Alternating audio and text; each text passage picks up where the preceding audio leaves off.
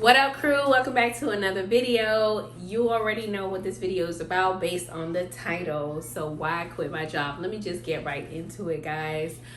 I was a nurse for 8 years, guys. So I started my career in 2013 and I stopped in 2020 as a nurse, and I was pretty much done. I worked for 7 years for corporate. You know, I was a registered nurse in a hospital, and I started traveling and stuff like that. Fresh into my career, I knew like that first year, I was like, I need to get out. There was a lot going on. When I first started, the hospital that I was working at, it was short staffed. So I was like 22, 23 years old, and they had me working like 5 days a week, 60 hours. Had me doing a lot of overtime because they were short staffed, and that's okay because I was like motivated. I wanted to, you know, make a lot of money in a short period of time, and I was fresh out of college, so I was motivated. But mind you, that I had got pregnant in nursing school, so I had a new baby. My son was 1 year old, and I was spending more time in the hospital than I was spending with him at home. And the hospital that I was working at was an hour and a half away from my house. So I had to get an apartment in that city. At first, I rented a room. That didn't work out, so I had to get my own apartment. So I got a 2-bedroom apartment thinking that I could move my son up with me. And I really couldn't be independent, to be honest with you. I couldn't take care of him by myself. And I really wasn't even making that much. I was only making like maybe $21 an hour. So I wasn't making that much to the point that I could even like hire a babysitter or even put him in daycare. I had to depend on my mom a lot. I love her so much. Thank you, Mom, for all your sacrifice. I really couldn't do it by myself. So I really only lasted 8 months in that hospital, and then I had to apply for a hospital back home and move back home because I couldn't do it. But in those 8 months, I'm telling you, I was burnt out. I was already burnt out, and I just knew that I couldn't do it long term. So when I moved back home, I was driving to work one day, and I heard on the radio like, hey, do you want to learn how to flip houses? I was like, yeah. And at that point, I had saved about $25,000. So I went to this seminar, and I quickly was like motivated, right? I learned about, you know, real estate in those 3 days. It pretty much fueled like everything that I wanted to know, fueled like that motivation and that momentum for me to gain more knowledge. So at that point in time, I knew I wanted to be a real estate investor, and I started going on YouTube. I started watching HGTV, and I started doing my research. And I knew that I wasn't going to be in my career for long. That was like my second year into nursing. So I ended up buying my first property. So that was in 2015. So yeah, I was already a nurse for 2 years. I bought my first property. I flipped it. I made 6 figures. And I knew from then I wasn't going to be in nursing for a long time because I made 6 figures off of one property. So it's like, why would I, you know, be busting my butt as a nurse, you know, working 7 in the morning to 7 at night. And then I got like directors like barking at me, and I got patients barking at me and all this stuff. That's like the negative side of it. But the positive side of it was me. I'm caring, I'm nurturing, I'm educated. I love taking care of patients. And so I love that part of my career. So I knew I wasn't going to be in my career for a long time. By that second year, I went from making $21 an hour to $32 an hour. And that was per diem, right? So I was working as needed. But like I said, the hospital I was working at is short staffed. So I was working regular full-time hours, working at least 3 days a week. And then I started hopping from different hospitals within our network, right? So I started hopping from different hospitals, getting a taste of different floors, different units and stuff like that. And I started networking with other nurses, and they motivated me. They said, Christina, you need to travel. Like, you need to get out of here. You need to go to California. You need to go to Boston. You need to go to all these different places because you'll make more money. And I said, okay, yeah, let me try it. I applied for a nursing license in California, and I got it within, I want to say maybe 3-4 weeks. No, 6. I got it within 6 weeks, and I was out, y'all. So I got my first contract, and quickly thereafter, I already knew that I could make 6 figures in a short period of time, like maybe 4 or 5 months in California. So I left. I went to California, but I was missing my baby because I had to keep him here in Miami with my mom. and I missed him. I couldn't do long contracts, so I had to do like a 3-month contract, then come home and work locally, and then maybe I could go out and do a 3-month contract. I couldn't be like the other nurses that didn't have kids, to where they could, they could be out there for a while. I didn't have that flexibility, so I had to come home and then go back out and come home. So I was a traveling nurse for the rest of my career, y'all. Like, I was a traveling nurse from my 2nd year all the way to pretty much going on my 8th year. What made me leave was the whole time, right? From that 2nd year all the way to almost the 8th year, I was investing in real estate, y'all. So I was doing strikes as a nurse. I was doing short, rapid response contracts and all this stuff. And I was throwing that money into real estate. So I was acquiring property. I kept flipping. I had got 2 rental properties at that time. And I was making money like from my real estate business, right?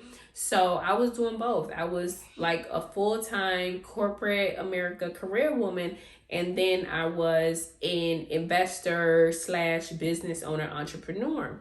And I loved it. I loved both. But let me tell y'all what happened, guys. Y'all already know what time it is. Y'all already know what happened in 2020. Yes, the pandemic. The pandemic happened, and the work conditions in the hospital were treacherous.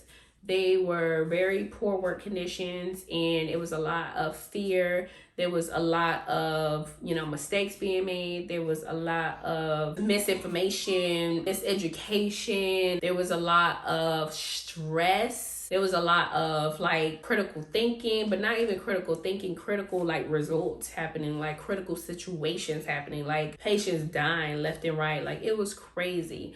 And that was the most stressful part of my entire career. And I just knew, I was like, I can't really do this for long. Like, I'm just too stressed. And I'm already making 6 figures in my real estate business, and I'm making 6 figures in my career. So that was like, like about $200,000 a year at that point. But I just already knew, like, I didn't want to be in there for a long time. I sat down with myself because, it started in like December, January of 2020. So I worked from like January, February, when it really first started, when they really first figured out a name for it and all this stuff, all the way until 4th of July.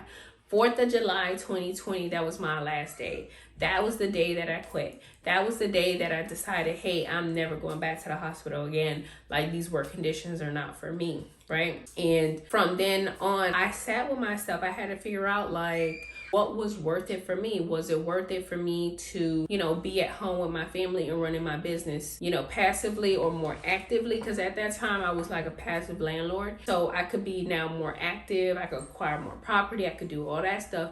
Or was it worth it for me to stay in my career? And so when I looked at the numbers, I was like, okay, yeah, I'm going to take a pay cut because I'm not going to work, my 7 to 7 anymore, but I can grow my business. My number one question was, can I replace my income, or have I? I looked at the numbers. I was like, okay, yes, like in 1 year of my real estate business income, it actually replaced how much I was making in the hospital, right? I was making more in real estate than I was in the hospital.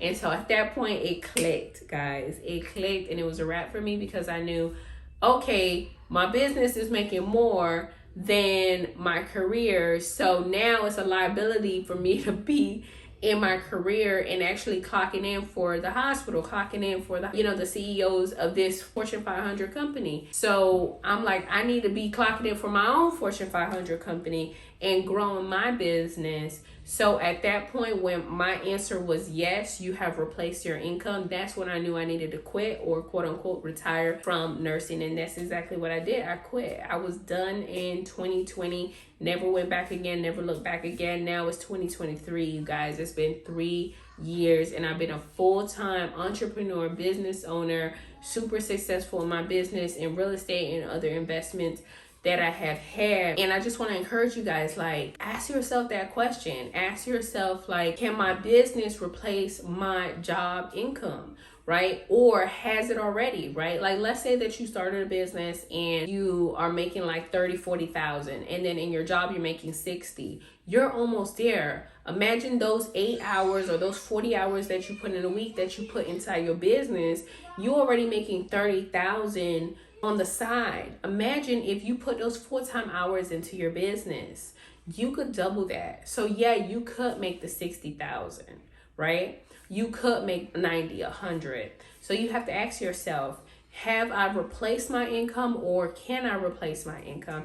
And then take that leap of faith, you guys. A lot of us, we let fear hold us back, and that's not really, fear will always hold you back. That's not the solution. The solution is for you to, to figure out what the problem is. So the problem is your 9 to 5, and the problem is you buying back your time. So what's the solution? The solution is multiple streams of income in another stream, right? So your job is your other stream of income, and if you need if you need a second one, like just becoming a consultant or even a freelancer, then do that. But buy back your time is so important. We got families that we need to raise, we got legacies that we need to build out here, and you're not going to really do that by putting all your time into corporate America, into growing someone else's business. At the end of the day, like, your kids could inherit your business, but they can't inherit your corporate job. So you got to make the wise decision, and make it now while you're young. Don't wait till you 60, 65 years old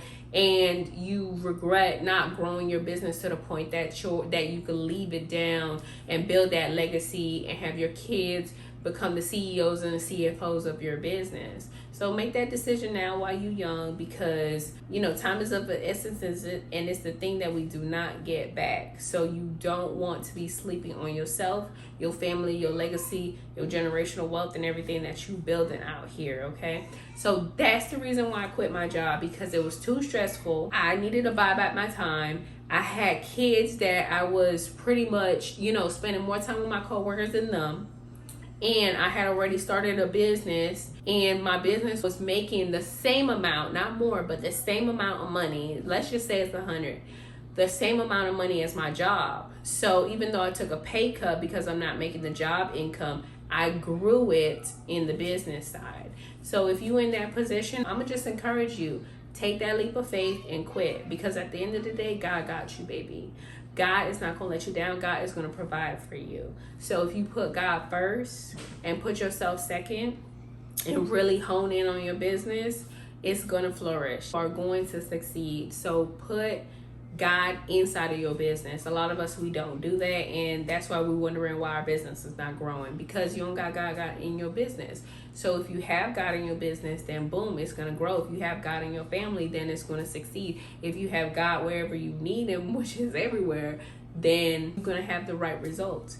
So take that leap of faith, y'all, and quit your job, because you deserve more, because you deserve to be out here pretty much having your own schedule, doing what you want to do on a day-to-day basis, having your own routines, and being able to drop your kids off, pick them up, go to soccer, go to basketball, go to all these places. But if you working and they determine your hours, 9 to 5, 7 to this one, that one, and that, then you can't do it. So take that leap of faith, because you really gonna need faith in that situation. You really gonna need to believe in yourself, trust yourself, and know that you're gonna succeed. So that's why I quit my job, y'all. I quit my job because I was tired of the fear, and I said, fear, you always gonna be there. Let me just jump right into this and really hone in on my business. I'm tired of doing both. I'm tired of working and running my business. I'ma just go full force into myself. And I've been a full-time entrepreneur, you guys, for 3 years, and I'm blessed. I'm highly favored. God got me. God's in my business. He's in my family life.